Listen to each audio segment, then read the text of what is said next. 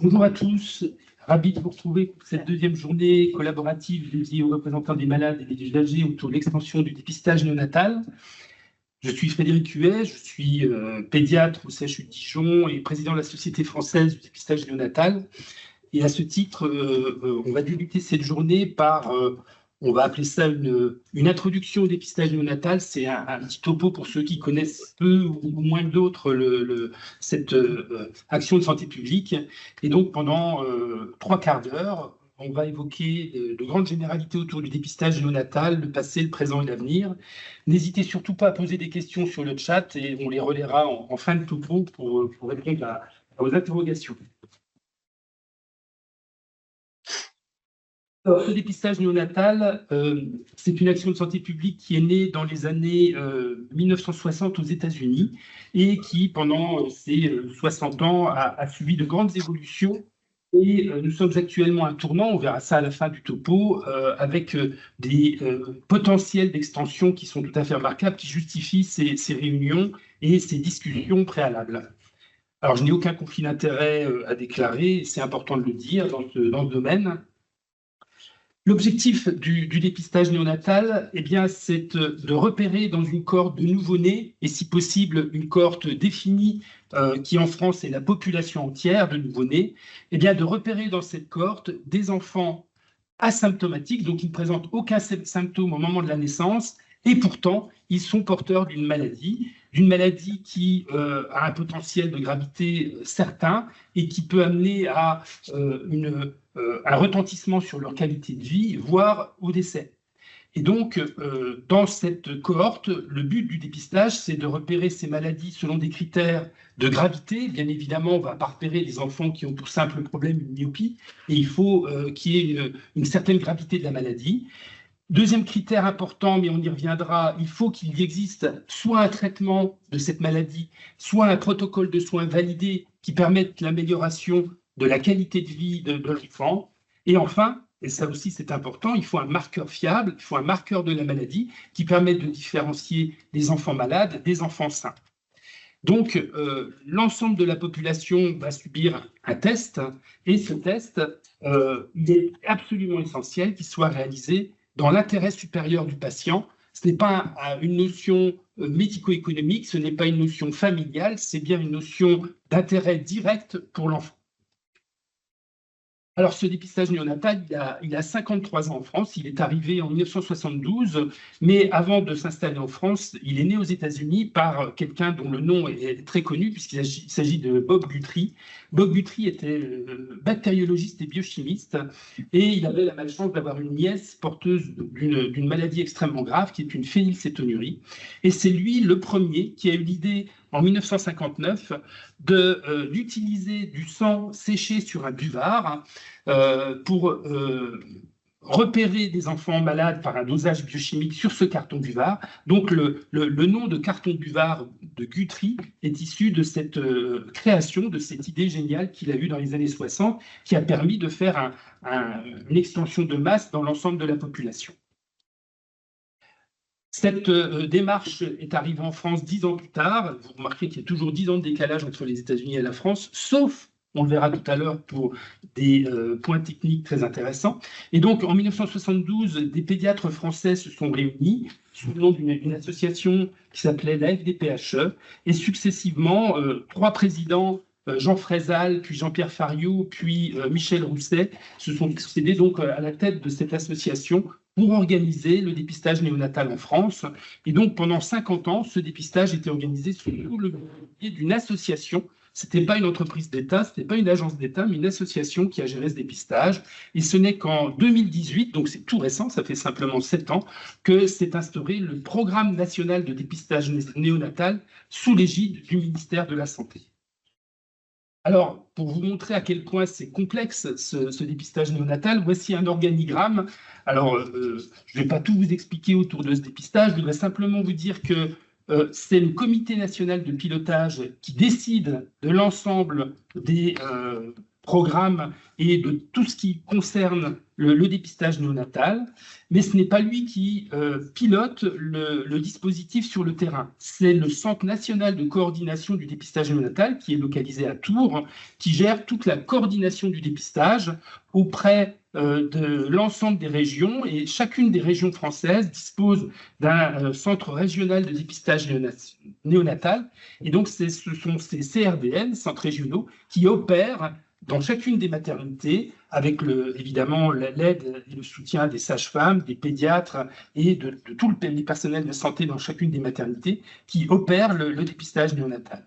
Et puis enfin, une autre instance très importante, c'est la Haute Autorité de Santé qui, elle, s'occupe de tout ce qui est scientifique autour du dépistage néonatal, et c'est la Haute Autorité de Santé qui fait des recommandations, le plus souvent sur des saisines, venant des sociétés savantes, des associations de parents, de dispositifs comme les laboratoires. Bref, tout le monde peut faire une saisine auprès de la HAS pour demander un débat, une étude sur l'intérêt d'inclure ou pas telle ou telle maladie dans le programme de dépistage néonatal.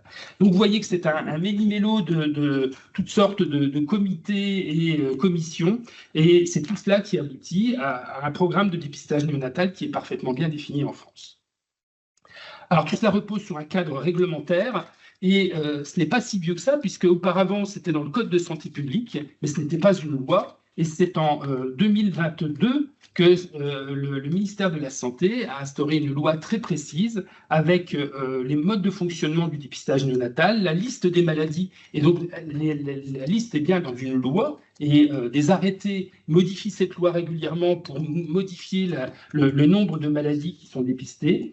Et ces arrêtés rendent donc cette loi évolutive, et le dépistage néonatal repose enfin sur un texte de loi très précis qui ne le rend pas obligatoire mais qui le rend systématique. Qu'est-ce que ça veut dire? Eh bien, ça veut dire que tous les parents en France se voient proposer une information autour du dépistage néonatal. Les parents donnent un consentement oral auprès des personnels de santé, et le dépistage est réalisé, et il y a un droit de refus, on y reviendra, autour du dépistage néonatal. Alors, quel est ce programme? Quel est son contenu? La première maladie qui a été dépistée, c'est la phénylcétonurie, qui est une maladie métabolique qui concerne à peu près un enfant sur 16 000. Donc ça a été la première maladie qui a été instaurée. Et puis successivement, au fil du temps, vous voyez qu'en 50 ans, le nombre de maladies a augmenté progressivement, avec des maladies du métabolisme, des maladies endocriniennes, des maladies hématologiques, et puis une petite particularité, la mucoviscidose en 2002, qui était instaurée alors qu'à l'époque, il n'existait pas de traitement, on y reviendra. Et surtout, ça a été une première révolution dans le monde du dépistage, puisque pour la mucoviscidose, il y a un test biochimique, mais qui est suivi en deuxième ligne par un test génétique. Donc, c'était la première entrée de la génétique dans le monde du dépistage néonatal. Plus récemment, le nombre de maladies a nettement augmenté, puisqu'on a pu mettre en place en 2020 une technologie biochimique très intéressante qui s'appelle la spectromasse en tandem. Et cette spectro, eh bien, elle permet, sur une seule goutte, d'étudier un grand nombre de marqueurs biochimiques, et donc de dépister un grand nombre de maladies. Et c'est ainsi qu'en 2023, on a fait un grand bond avec 7 nouvelles maladies du métabolisme qui ont été instaurées. Je ne reviens pas sur les noms qui sont tous très, très complexes, ce n'est pas le but de cette présentation. Et donc, on a augmenté très nettement le nombre de dépistages en 2023 avec cette MS. Et puis, le programme va évoluer dans quelques semaines, puisqu'au 1er septembre 2025, 3 nouvelles maladies vont rejoindre le programme de dépistage français, avec l'amyotrophie spinale infantile, qui est une maladie neurologique extrêmement grave, et on attend avec impatience l'instauration de ce dépistage, car aujourd'hui, si ce dépistage n'est pas fait, eh bien, les enfants, malheureusement, ont une évolution rapidement défavorable, ou alors peuvent recevoir un traitement, mais plus ce traitement est donné tardivement, plus l'enfant garde des séquelles. Donc l'enjeu de ce dépistage, c'est vraiment de les traiter avant l'installation des premiers symptômes. Deuxième maladie qu'on instaurera en 2025, ce sont les immunitaire combiné sévère. C'est ce qu'on appelle les bébés bulles, ces bébés qui n'ont pas de défense immunitaire à la naissance et donc ne peuvent pas lutter contre des infections qui sont rapidement opportunistes et dangereuses. Et puis enfin, une dernière maladie métabolique vient s'installer en même temps que les précédents. Donc on va passer au total à 17 maladies dans le programme national de dépistage néonatal. Un petit mot sur le financement, car ça coûte évidemment le dépistage néonatal. Eh bien, ce sont les fonds d'intervention régionaux dans chacune des agences régionales de santé qui permettent le financement, avec un coût qui est de l'ordre de 20 € par enfant. Alors c'est peu, 20 € par enfant, quand on voit les bénéfices directs et indirects de ce dépistage néonatal. Et on sait que la 13e maladie, qui est la surdité congénitale profonde, à elle seule coûte également 20 €, mais c'est un test fonctionnel et non pas un test biochimique. Donc au total, actuellement en France, le programme coûte 40 € par enfant. J'ai évoqué la nécessité d'information aux parents et aux professionnels. En effet, à l'arsène, très désagréable. Donc, pour que les parents acceptent et donnent leur consentement à un dépistage chez leur bébé, il est évidemment nécessaire qu'ils bénéficient d'une information. Cette information, elle est donnée dans l'immense majorité des cas et dans les maternités juste après la naissance, dans les 48 heures qui suivent la naissance. Des documents sont remis aux parents. On connaît malheureusement l'effet médiocre de ces documents, puisque peu de parents en prennent une information totale, réelle. Néanmoins, il est absolument essentiel que ce consentement soit éclairé, soit abouti, et qu'il ne s'agisse pas simplement d'une démarche médicale directe imposée aux parents. Mais tout cela, on y reviendra pendant les tables rondes. On a tenté de moderniser un petit peu ce dispositif d'information, et aujourd'hui, il y a des communications sur les réseaux sociaux, par le biais d'un certain nombre de réseaux que vous connaissez bien. Et grâce à cela, les parents peuvent discuter entre eux, s'informer un peu plus, de manière un peu plus approfondie sur les maladies elles-mêmes et sur la méthode de dépistage néonatal.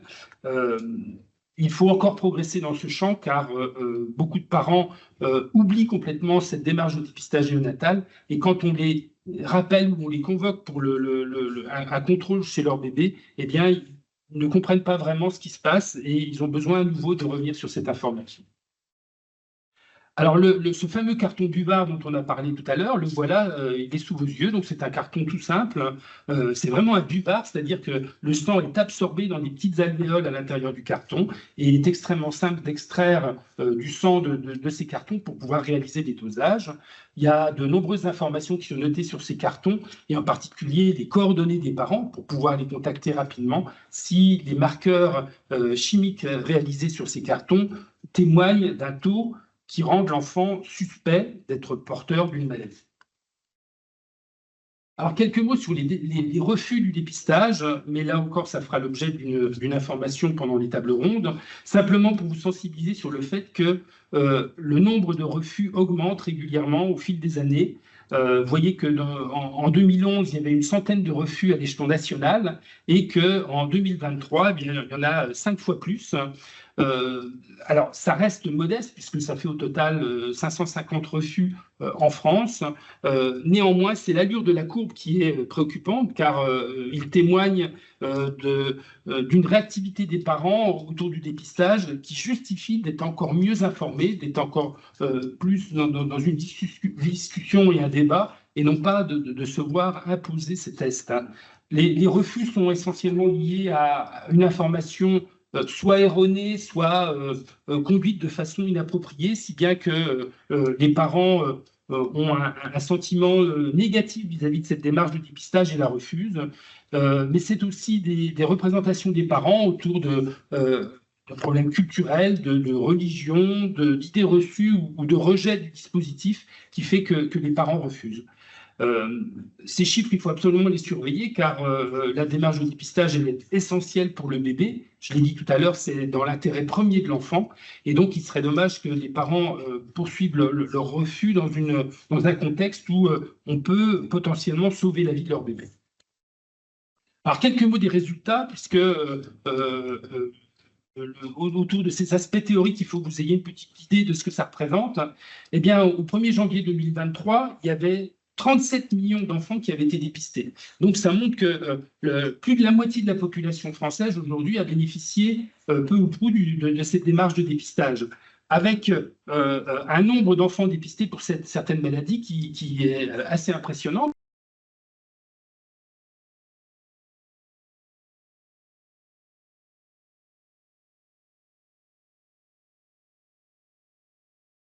On n'a plus le son.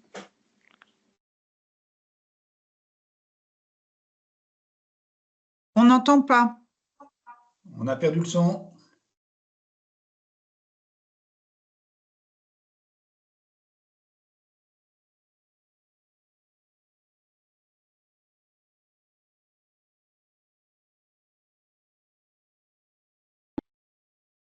Voilà, là, c'est pas du tout.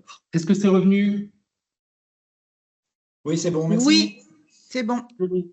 On repart. Donc, je disais que de nombreux enfants ont bénéficié de ce dépistage et donc d'une prise en charge. Ce n'est pas tout d'être dépisté, mais il faut derrière évidemment une prise en soin. Et donc, cette démarche de dépistage a abouti en fin 2023 à plus de 28 000 enfants qui ont été pris en charge dans leur filière de soins avant l'apparition de séquelles, ce qui représente un enfant sur 1300.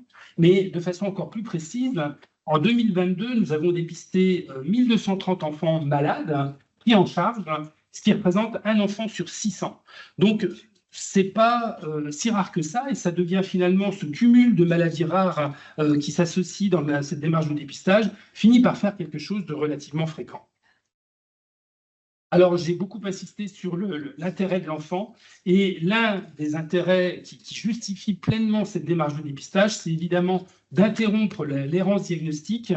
Avant le dépistage, eh bien, il faut attendre les symptômes, il faut attendre une réflexion médicale qui peut parfois être extrêmement longue, avec des examens invasifs, et toute une démarche de réflexion autour de la compréhension des symptômes qui aboutit à un diagnostic. Grâce au dépistage néonatal, eh bien, on saute complètement toutes ces étapes de recherche, d'investigation et de réflexion, puisque le dépistage néonatal donne de façon tout à fait spécifique, avec une excellente valeur prédictive, l'existence ou pas d'une maladie chez les bébés. Alors, quelques mots sur le retard français dont tout le monde a entendu parler.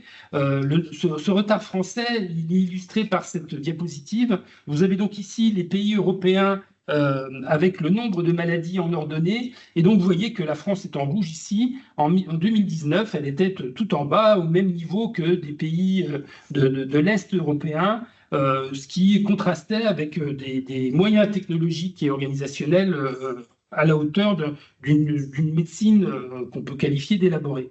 Eh bien, grâce à la mise en place d'un certain nombre d'outils, en 2023, on a rattrapé une partie de ce retard, puisque nous sommes actuellement dans le peloton des 10 pays qui dépistent le plus.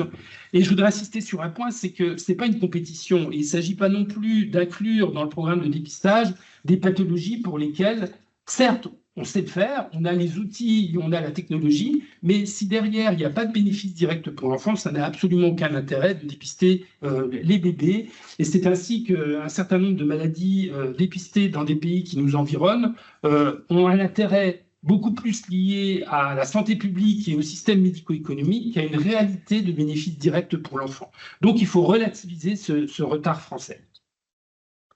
Alors, ce qui a beaucoup changé, c'est la loi de bioéthique de 2021, et en particulier les décrets qui portent sur les examens des caractéristiques génétiques.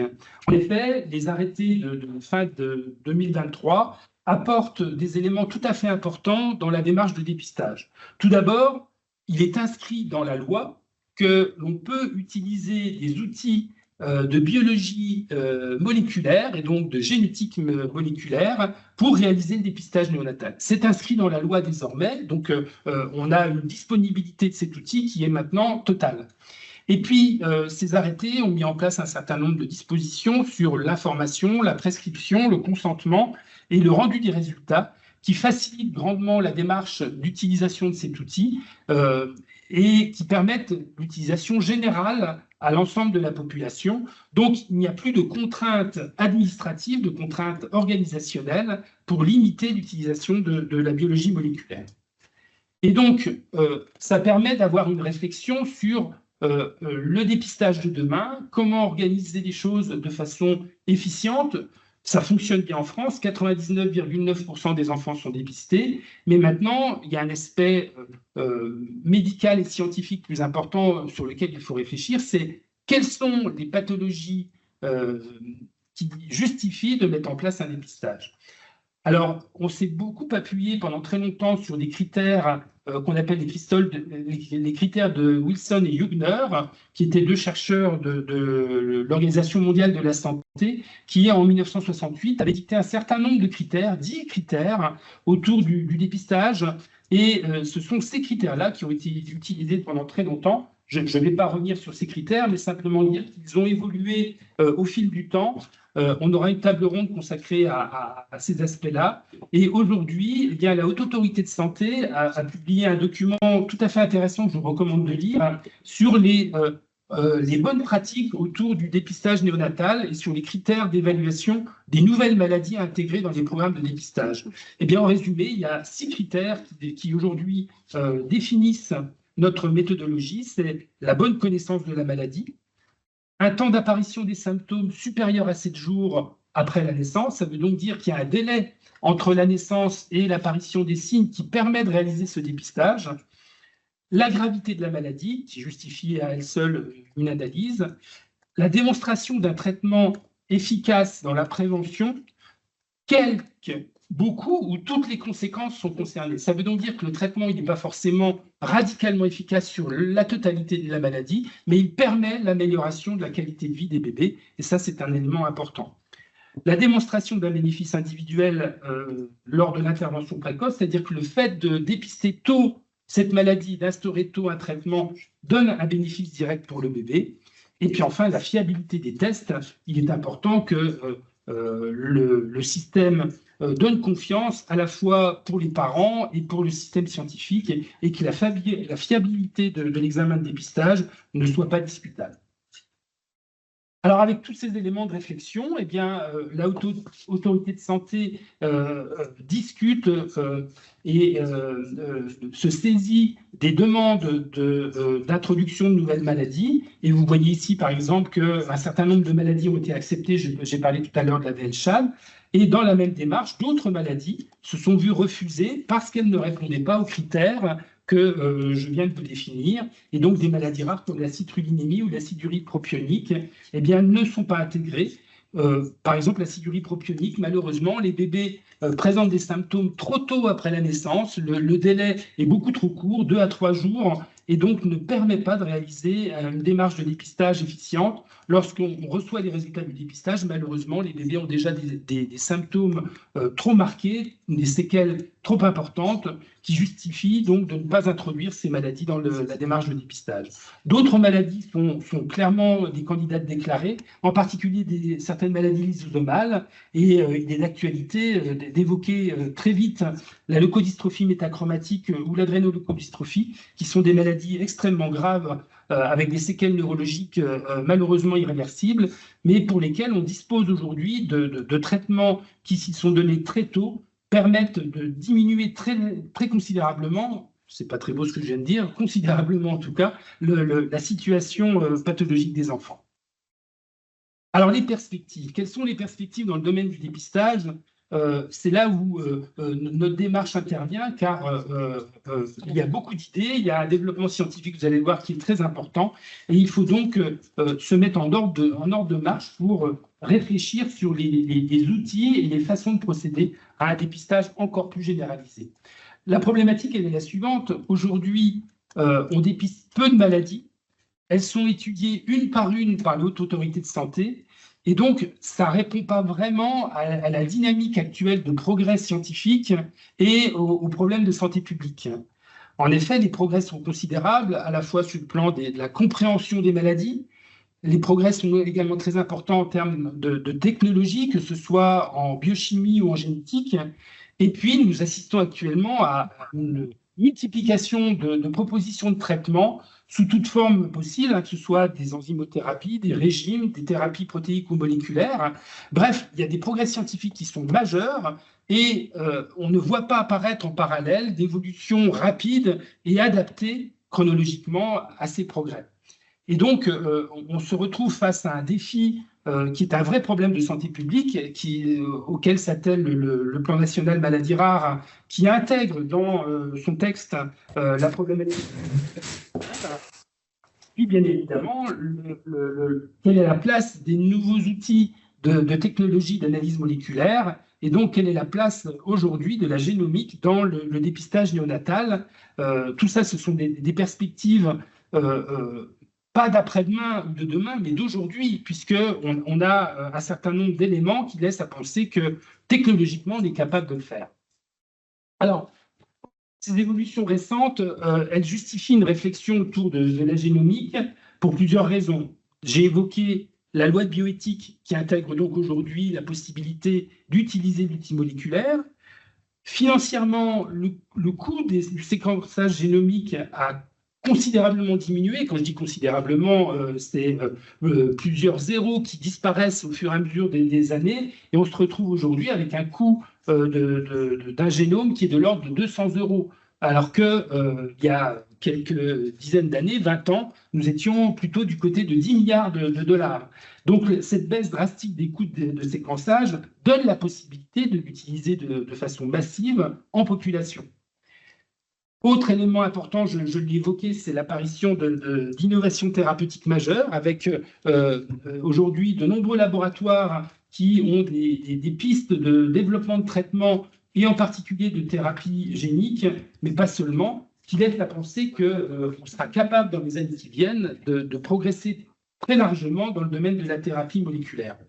Et puis enfin, et ce n'est pas la moindre des choses, il y a une attente parentale, une attente des patients, des parents et des associations autour de la nécessité de diminuer l'errance diagnostique d'une part, mais également d'intervenir de façon très précoce, le plus précocement possible après la naissance, lorsqu'un enfant est dans une situation de développer une maladie. Et le dépistage néonatal est l'outil absolument indispensable, repérer, je l'ai dit tout à l'heure, dans une population a priori saine, des enfants porteurs ou susceptibles d'être porteurs d'une maladie. Voilà l'enjeu.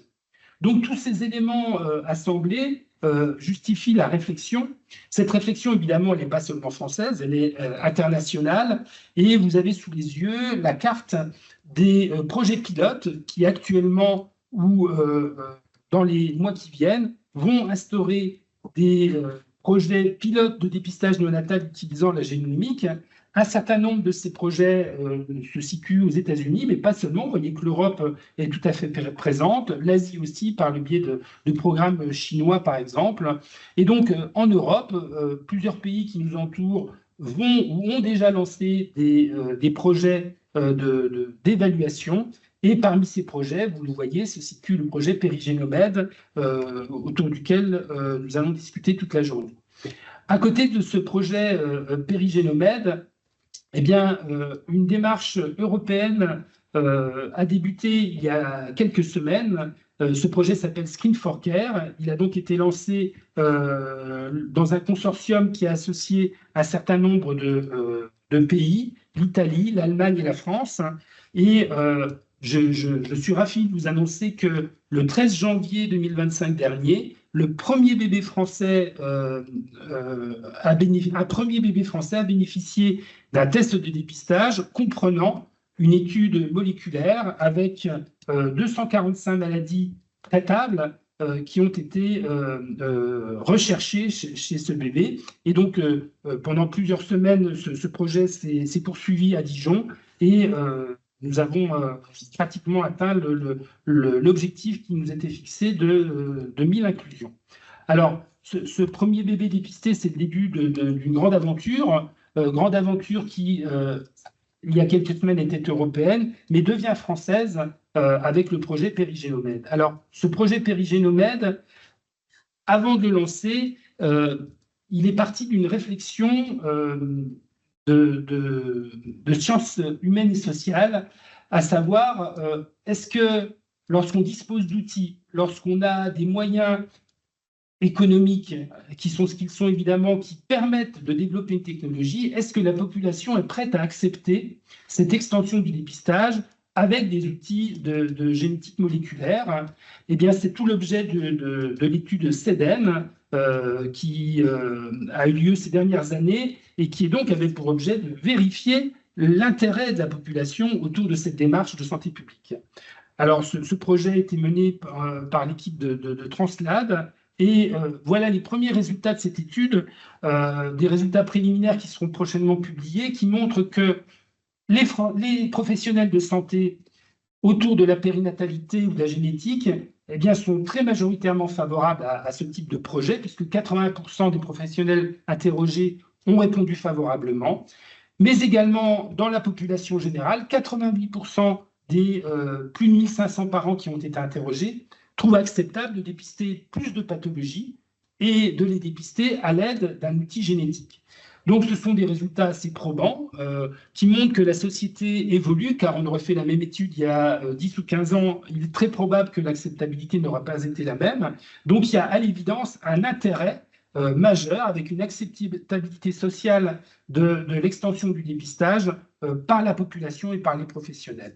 Donc, à partir de cette démarche d'évaluation, eh bien, une réflexion a été lancée, et cette réflexion, qui s'appelle donc Périgénomède, c'est une réflexion collective qui englobe à la fois des filières maladies rares, car ce sont évidemment les professionnels de santé les plus impliqués dans le domaine des maladies rares, mais également des associations de parents, c'est tout l'objet de cette réunion d'aujourd'hui, les industriels, évidemment les généticiens qui sont les scientifiques concernés par la démarche elle-même d'utilisation d'outils moléculaires, et puis les professionnels du dépistage néonatal. Donc l'ensemble de ces cohortes de professionnels et d'associations de parents s'est réuni autour d'un projet structurant qui s'appelle Périgénomède. Alors Périgénomède est décliné en 2 étapes. Une première étape qui a débuté il y a quelques semaines. Cette première étape, c'est essentiellement la démonstration de la possibilité d'utiliser des outils permettant de rendre un résultat de dépistage néonatal par voie génomique en moins de 3 semaines. L'enjeu est très important sur le plan technologique et organisationnel, et ce délai de moins de 3 semaines, il est lié au fait que plus on attend, plus on risque d'avoir des bébés avec des développement de symptômes et donc de séquelles qui rendraient la démarche inefficace. Donc, il faut absolument démontrer qu'on est capable de rendre un résultat fiable, tout à fait significatif, en moins de 3 semaines, et dans le même temps d'analyser l'acceptabilité en situation réelle de ce dépistage, car on peut toujours interroger des parents en amont lorsqu'ils ne sont pas directement concernés. Leur réponse a un certain poids très important, mais encore moins important qu'en situation réelle de mise en place sur le terrain. Donc, Périgénomède, Clinics 1 a débuté il y a quelques semaines. Il va concerner 2500 nouveau-nés dans 5 maternités de CHU dans les régions Bourgogne-Franche-Comté et Pays-de-Loire. Cette étude va durer 48 mois et on espère rapidement faire la démonstration que ce raisonnement tient la route, que les outils sont présents et que la capacité d'organisation permettra de répondre aux enjeux et aux objectifs. L'une des difficultés de ce travail, ça a été de créer une liste de gènes qui justifie la démarche de dépistage néonatal. Je ne vais pas entrer dans les détails, mais simplement pour vous dire qu'actuellement, eh bien, il y a près de 900 gènes et couples gènes-maladies qui sont étudiés dans ce champ du dépistage de Périgénomède. Pour faire cette liste, eh bien, des scientifiques des filières se sont réunis, ont beaucoup discuté pour valider la justification ou pas d'introduire telle ou telle maladie et donc tel ou tel gène dans la liste des gènes inclus dans Périgénomède. Et ça aboutit à une réflexion tout à fait pertinente. Et ce qui est intéressant de constater, c'est que les listes sont différentes d'un pays à l'autre en fonction des intérêts, des enjeux, des fréquences des maladies, bien évidemment, et des organisations de soins. Eh bien, les listes de gènes ne sont pas identiques aux États-Unis et dans les différents pays européens. Et la France a réussi à proposer une liste de gènes qui reste évolutive, et ce n'est pas une liste fixée, mais qui sera évolutive dans les années qui viennent en fonction des progrès, en particulier en thérapeutique. Le calendrier, vous l'avez sous les yeux. Donc, les premiers résultats, le début de ces démarches s'est fait en mai 2025. On va inclure des bébés pendant 1 an et ces bébés seront suivis pendant 5 ans. Et vous avez ici cette machine absolument extraordinaire qui semble anecdotique, hein, ça vous dirait une grosse caisse enregistreuse, mais en fait, c'est une machine extraordinaire qui est capable de rendre des résultats de décodage génomique en quelques heures, donc c'est absolument extraordinaire. Et puis quelques mots sur Périgénomètre 2, donc cette fois-ci, on passe dans une autre dimension qu'on appelle préfiguratrice, c'est-à-dire d'étudier la possibilité que cette démarche ne soit pas réalisée simplement dans des services de soins de CHU, mais qu'on soit capable de l'étendre dans une population en situation réelle, dans une région, en l'occurrence la région Bourgogne-Franche-Comté. Donc là, l'enjeu, c'est d'étudier la capacité de cet outil en termes de performance, en termes d'utilité technique et de transférabilité à grande échelle en population. Donc cette fois-ci, l'étude se fera sur 25 000 bébés dans 19 maternités avec un budget très, très significatif. Et là, l'enjeu, il est vraiment d'être le plus exhaustif possible et de convaincre la grande majorité du public de l'intérêt de cette démarche de dépistage. Et notre enjeu à nous, technologique, c'est d'être capable de répondre aussi bien pour l'ensemble des bébés, qu'ils habitent au fin fond de la Bourgogne profonde ou tout près du centre de dépistage. Donc voilà l'enjeu de cette démarche de Périgénomède. Il s'agit d'un projet participatif, et tout l'objet de cette réunion d'aujourd'hui. Il nécessite des réflexions profondes, à la fois sur le plan scientifique, sur le plan des sciences humaines, sur le plan médico-économique, et il réunit des professionnels, des associations et des parents qui sont très engagés dans la démarche de dépistage, et c'est l'ensemble de ces réflexions qui permettra d'aboutir à un projet réaliste et surtout dont l'ambition, c'est de démontrer que c'est faisable, que ça apporte un bénéfice direct au bébé et que grâce à cela, la France se retrouvera à nouveau à la pointe dans le domaine du dépistage néonatal. Voilà, j'espère avoir été clair et pas trop rapide. Il nous reste 5 minutes pour quelques questions, donc n'hésitez surtout pas sur le chat à poser vos questions autour du champ du dépistage, que ce soit sur la méthode ancienne ou sur la méthode future.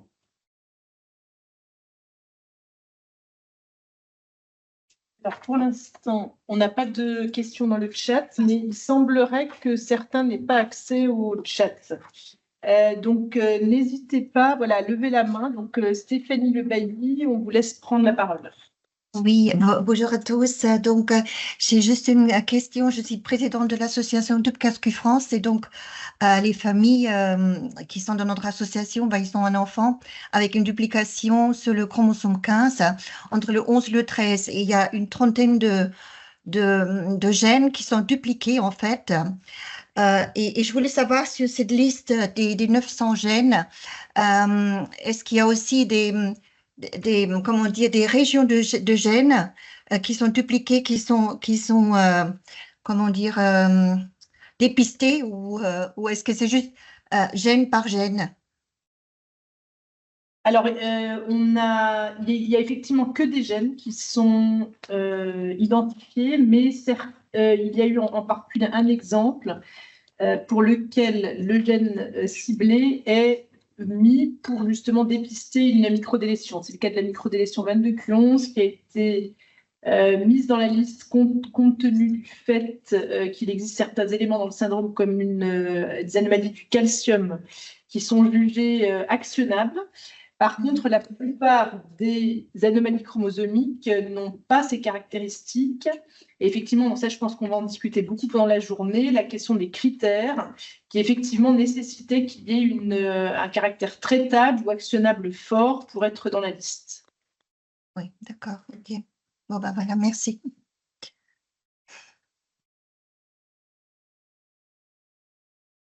Et donc, il y a une autre main levée.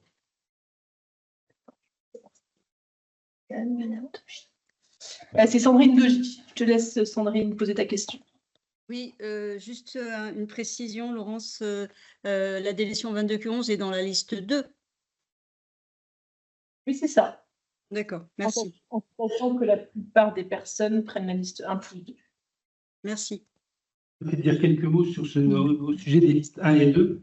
Donc, on a fait le choix de distinguer des maladies pour lesquelles un traitement est avéré et connu, a démontré son efficacité. Donc, ça, c'est la liste 1. Et il y a une deuxième liste qui est la liste dite 2, donc optionnelle. Les parents peuvent accepter ou ne pas accepter de l'installer.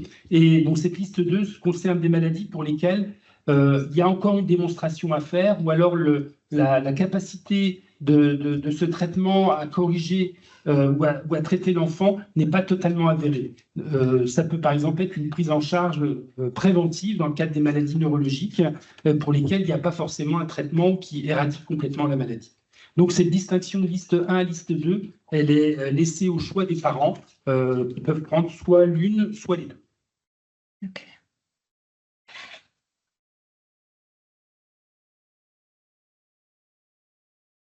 On a le temps pour reprendre une question, si vous voulez, avant d'enchaîner l'ouverture de la journée, parce que finalement, ici, c'était l'introduction. Alors, donc, on a Jacques.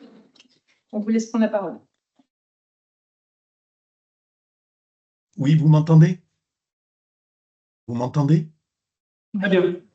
Oui, vous m'entendez? Oui, on vous entend. Ah, très bien. Oui, je voulais savoir si les maladies à répétition de triplet sont prises en compte ou peuvent être prises en compte.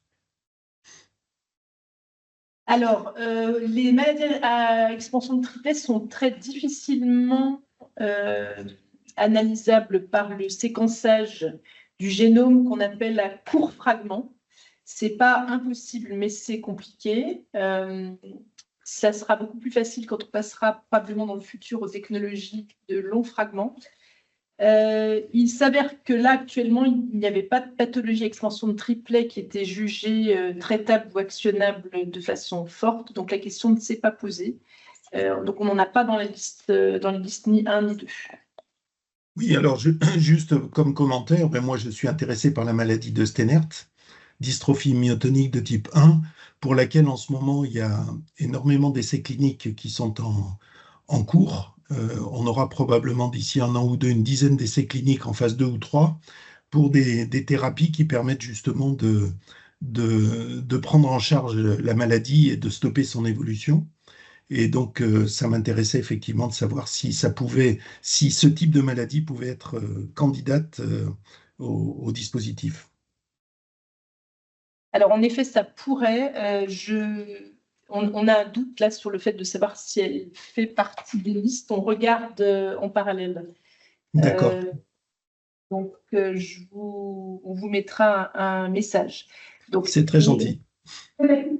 En gros, ce qu'il faut retenir, c'est que c'est des choses qui peuvent ne pas toujours être incontournables, parce qu'avec des programmes bioinformatiques ciblés, si on sait ce qu'on recherche, on peut faire des adaptations potentielles. Ce n'est pas vrai dans absolument tous les cas, mais ça peut l'être.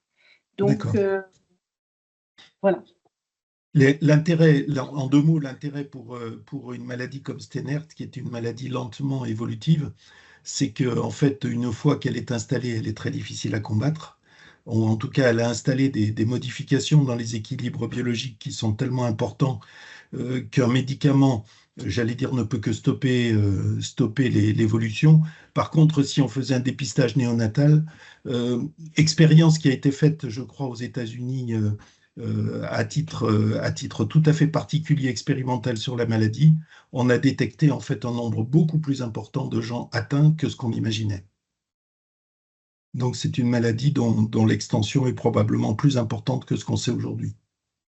Oui, alors du coup, ça mène à une problématique autre, qui est que si jamais on identifie plus de personnes qu'on ne s'y attendait, ça veut dire qu'on a des formes qui sont très peu symptomatiques. Et le propre du dépistage néonatal, en tout cas dans la version telle qu'il est pensé actuellement, c'est pour dépister des pathologies qui vont être actionnables dans la petite enfance, ou tout au moins dans l'enfance. Ce qui veut dire que si jamais justement on va identifier des formes tardives qui n'auraient jamais été diagnostiquées, c'est néanmoins pas le but du dépistage néonatal, mais peut-être que Fred non.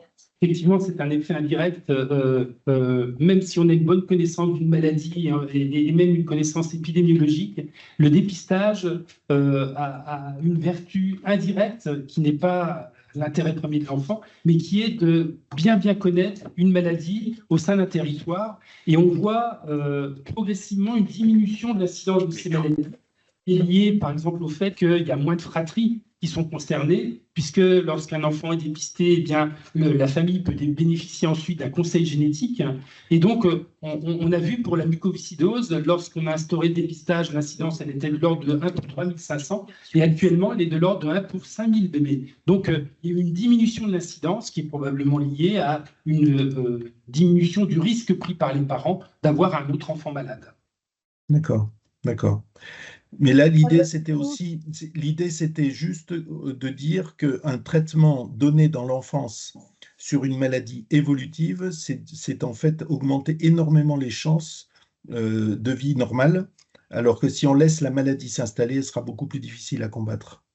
Ou en tout cas, le retour. Voilà. Exactement l'objectif du dépistage néonatal, c'est de pouvoir anticiper l'installation de la maladie ou la diminuer très fortement et faire que la qualité de vie de ces enfants rejoigne la norme grâce à un traitement donné extrêmement précocement. D'accord, très bien. Merci. On a pu regarder pour la maladie de Steiner n'est pas en liste 1 ni 2. Il a de façon globale n'est pas considéré dans les projets pilotes internationaux. Sur les 10 projets dont on a accès à la liste, il y a un seul qui a mis la maladie de Steiner dans les pathologies qui sont dépistées. Ça pourrait être aussi pour des questions techniques potentiellement, mais ça, on n'a pas l'info. Donc, en tout cas, il n'a pas été rajouté par Philnemus dans les listes de Périgénomède. En sachant que on a effectivement, il est possible que ce soit parce qu'on a des formes qui surviennent principalement plus tard. Oui, et puis des traitements qui sont encore en cours d'évaluation. Exactement. Donc, ça, on le redira pendant la journée. L'idée de ces extensions du dépistage néonatal, très clairement, c'est de montrer qu'avec une technique, on peut s'adapter à des listes qui pourront être mouvantes au fur et à mesure du temps. Donc, il ne faut pas s'inquiéter si jamais les pathologies que vous défendez ne sont pas dans les premières parties des projets. D'accord, merci. Donc, on va prendre une dernière question, parce qu'après, il ne va pas falloir qu'on déborde trop. Et Bernard. Oui, merci de me prendre. Je suis le vice-président de l'association ANET qui concerne l'hypercholestérolémie familiale et la LP-A. Et je voulais savoir si elle était dans vos nouvelles listes, en particulier la liste 1, puisque nous avons des traitements avérés. Alors, hypercholestérolémie familiale, je dirais que oui. Alors, si vous aviez des questions sur des pathologies ciblées, n'hésitez pas à mettre un message à l'adresse Périgénomède, on vous répondra spécifiquement.